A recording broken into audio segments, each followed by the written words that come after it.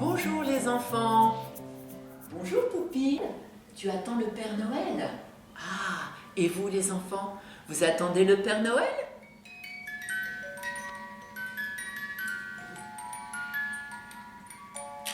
En attendant Noël, voici quelques petites histoires et quelques petites comptines. N, voici venir les reines. Oh, oh, nous aurons des cadeaux.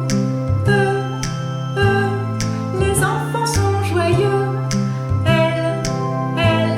C'est le soir de Noël.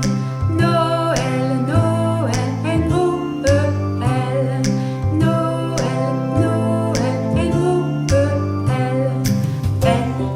N, voici venir les reines. Oh, oh, nous aurons des cadeaux. Les enfants sont joyeux. C'est le soir de Noël. Noël, Noël, N-O-E-L. Noël, Noël, N-O-E-l. La véritable histoire du Père Noël.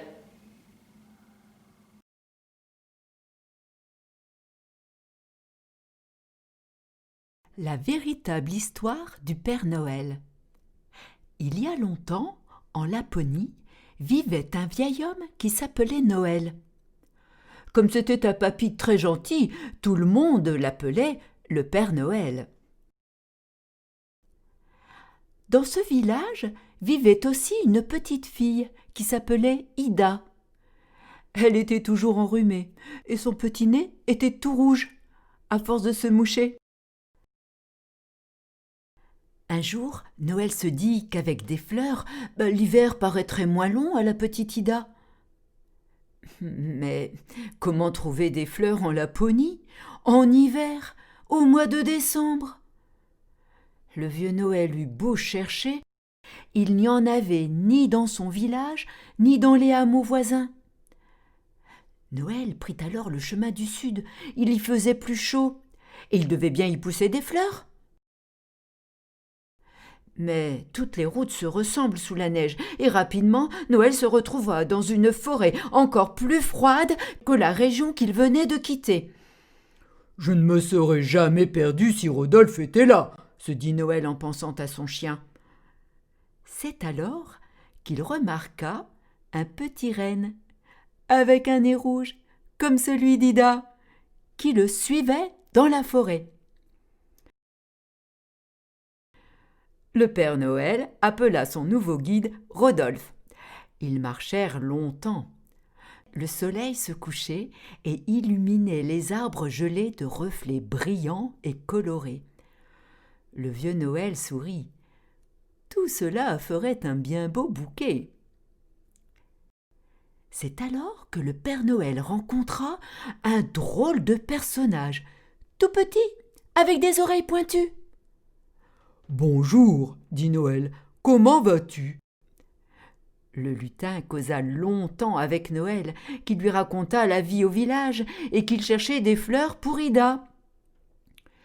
Les lutins décidèrent d'aider Noël à trouver des fleurs, mais ils ne savaient pas vraiment à quoi ça ressemblait.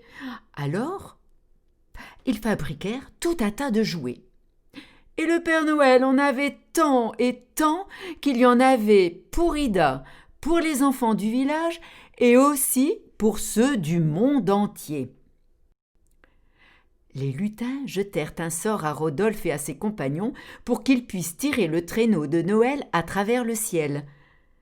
Et cette nuit-là, Noël parcourut le monde en distribuant les jouets des lutins. Il ne s'arrêta qu'une seule fois, dans un pays du Sud, pour y cueillir des fleurs, pour Ida. Depuis, le Père Noël s'est installé chez les lutins. Et chaque année, à la fin du mois de décembre, il parcourt le monde pour distribuer des cadeaux à chacun. C'est le jour de Noël. Et chaque matin de Noël, la petite Ida trouve un bouquet dans ses souliers. Merci, Père Noël.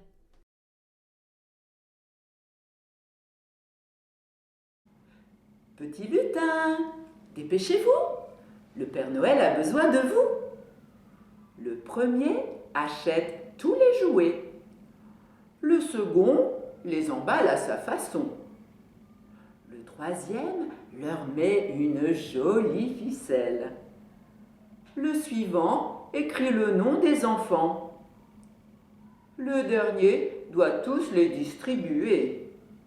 Petit lutin, merci beaucoup. Pour l'an prochain, reposez-vous.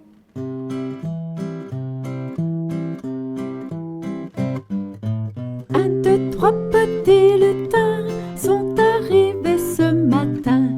Œil taquin, chapeau pointu, en chantant turlututu.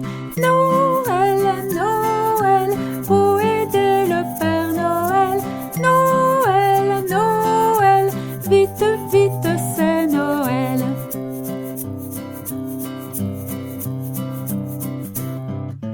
4, 5, 6 petits lutins ont préparé ce matin et rangé dans le traîneau des milliers de beaux cadeaux. Noël, Noël, faut aider le Père Noël. Noël, Noël, vite, vite, c'est Noël.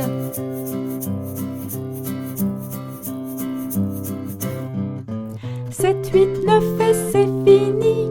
Les lutins sont endormis, bien au chaud près du grand feu. Le Père Noël est heureux.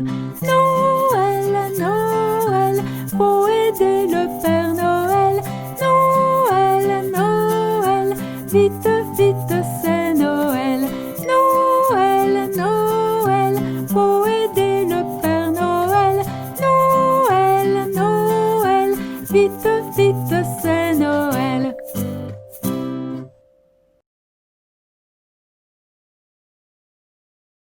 Crocolou, fête Noël. Crocolou, fête Noël. C'est bientôt Noël. Maman Crocodile a accroché un joli calendrier de l'Avent dans la chambre de Crocolou. Il commence à rêver. Le Père Noël doit être très occupé avec les lutins dans son chalet en Laponie.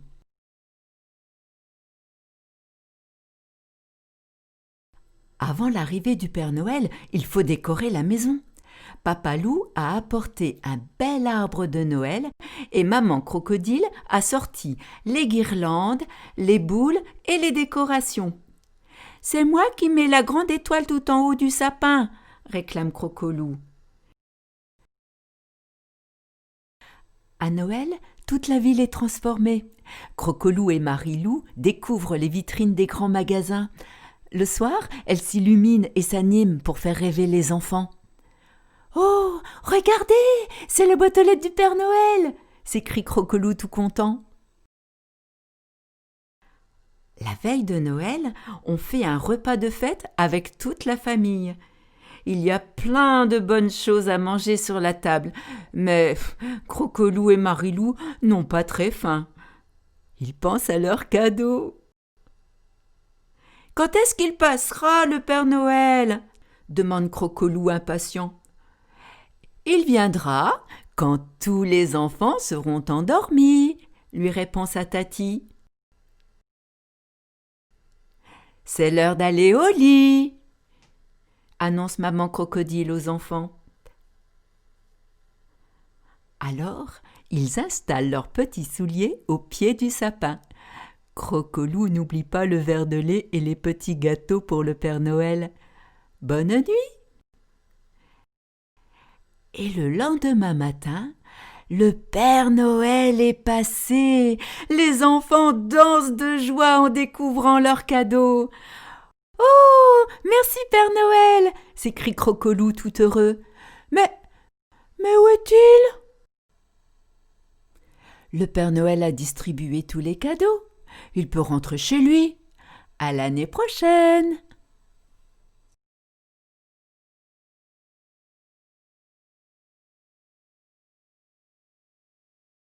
Le Père Noël monte à l'échelle. Sur le toit, il avance à grands pas. Il descend par la cheminée, dépose près du sapin de jolis paquets. Il remonte alors sur le toit, car là-haut, les reines l'attendaient.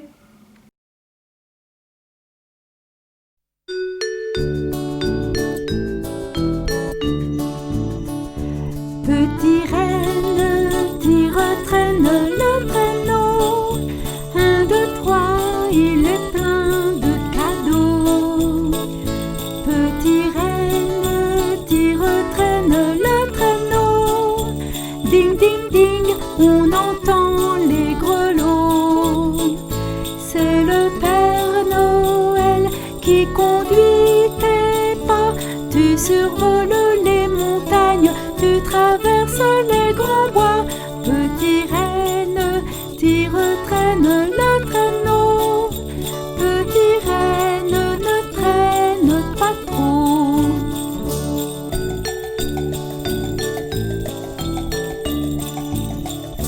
Petit renne, tire, traîne le traîneau. 1, 2, 3, il est plein de cadeaux. Petit renne, tire, traîne le traîneau. Ding, ding, ding, on entend les grelots. Et demain matin, au pied du sapin, je trouverai mes cadeaux, mais vous serez déjà si loin. Petit renne, tire, traîne le traîneau. Petit renne, ne traîne pas trop. Ne traîne pas trop.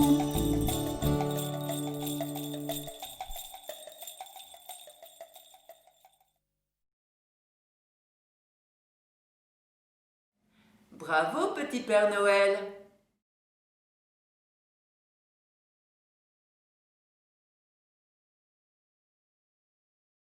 Bravo, petit Père Noël!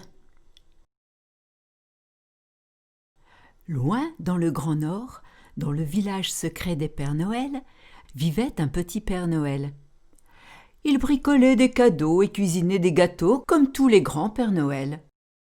Mais tandis que ceux-ci partaient faire leur tournée chez les enfants, lui restait au village et apportait ses cadeaux aux animaux de la forêt. Un jour, le facteur lui déposa un immense sac plein de lettres. Les animaux de la ville lui avaient écrit. Pourquoi le petit Père Noël ne rendait visite qu'aux animaux de la forêt? Il ne comprenait pas. Le petit Père Noël fut triste en lisant toutes ces lettres. Des cadeaux, il en avait assez pour tous les animaux, mais seuls les grands Pères Noël allaient à la ville. Le petit Père Noël décida d'aller rendre visite au Père Noël en chef, qui savait toujours quoi faire.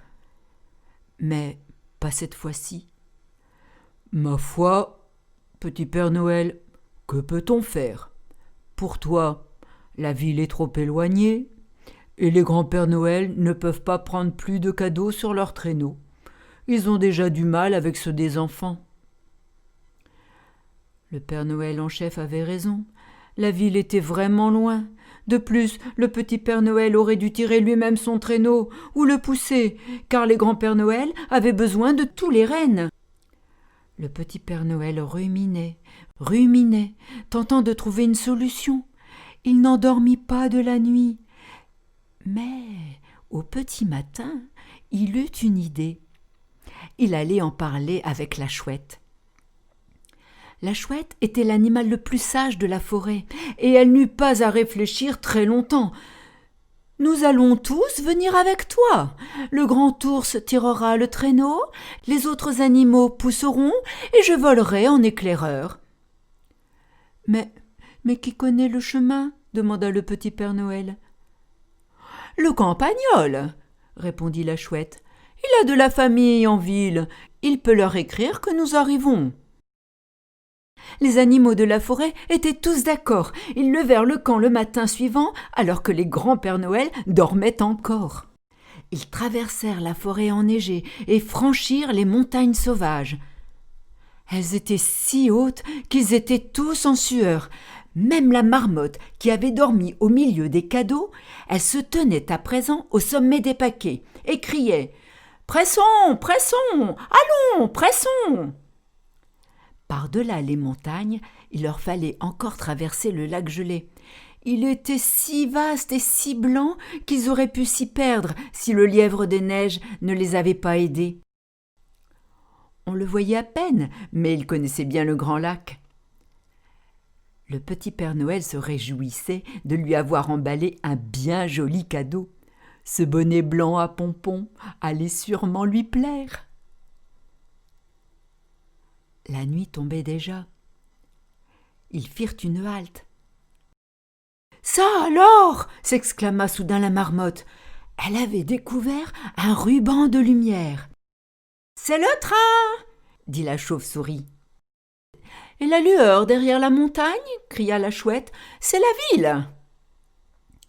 Peu après, ils atteignirent les premières maisons. Les rues enneigées étaient silencieuses, mais une lumière vive jaillissait de chaque fenêtre, et, à l'intérieur, on pouvait apercevoir, l'espace d'une seconde, un manteau rouge ou un bonnet à pompons. Les grands Pères Noël étaient déjà chez les enfants. On en voyait un parfois disparaître au coin de la rue, et le lièvre aux longues oreilles entendait tintinabuler les clochettes du traîneau. Mais des animaux de la ville, point de nouvelles. Quand ils arrivèrent au coin du grand magasin, la souris de ville se tenait au milieu de la rue et sautillait impatiemment sur ses pattes arrière. « Pas trop tôt !» cria-t-elle. « Dépêchez-vous, ils vous attendent déjà tous !»« Je vous préviens, ils sont tous comme ça à la ville !» dit le campagnol à voix basse. « Toujours pressés, mais sans penser à mal. » Le petit Père Noël sourit en emboîtant le pas à la souris des villes. Les animaux de la ville s'étaient réunis autour de l'arbre de Noël sur la place du marché. Ce fut une explosion de joie quand ils virent arriver le petit Père Noël, et quel plaisir quand ils purent ouvrir leurs cadeaux. Les animaux de la ville furent les premiers à le faire, comme l'avait proposé la chouette. « Vive le Père Noël !» cria le teckel, qui avait reçu un tambour. « Hurrah ! Hurrah ! Hurrah !» crièrent-ils tous en chœur, et le petit Père Noël promit de revenir tous les ans. Le petit Père Noël et les animaux de la forêt se remirent en route à l'aube. C'était une belle journée, le soleil brillait dans le ciel d'hiver d'un bleu limpide et la neige scintillait comme des milliers de pierres précieuses. Seule la marmotte ne vit rien de tout cela. Elle avait reçu une bouillotte pour Noël sur laquelle elle s'était immédiatement endormie.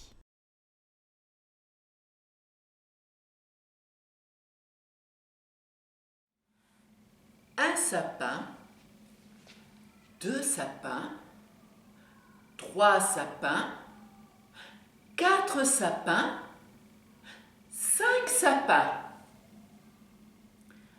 Un sapin, 2 sapins, 3 sapins, 4 sapins, 5 sapins. Une forêt de sapins ? Mais non, c'est Noël!